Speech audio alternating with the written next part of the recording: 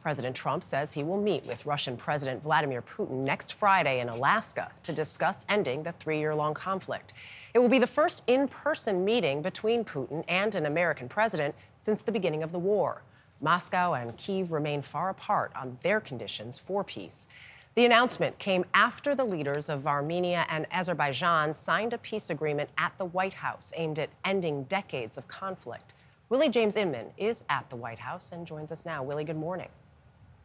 Dana, good morning to you. The face-to-face meeting between President Trump and President Putin of Russia is expected next Friday as the White House works to bring an end to the years-long conflict between Ukraine and Russia.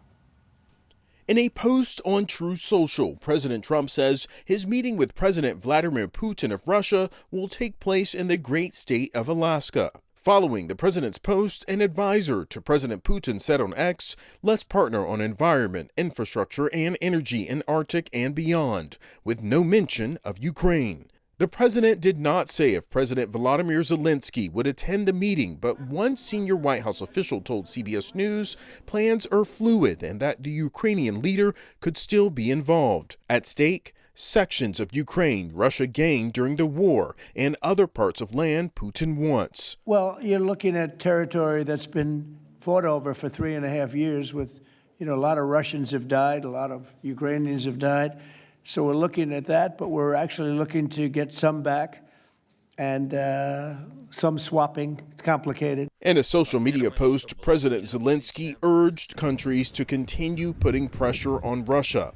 Sam Vinegrad is a CBS News national security contributor. Ukraine is a sovereign country, and President Zelensky agreeing to give away parts of his country is really complicated for a democracy like Ukraine. Trump and Putin last met in 2019 at the G20 summit in Japan. The two leaders have spoken several times this year, but in recent weeks, President Trump has grown increasingly frustrated with Putin. I'm very disappointed. I'm disappointed in President Putin. Very disappointed in him. Last month, the president threatened more sanctions against Moscow, including secondary tariffs on countries that do business with Russia.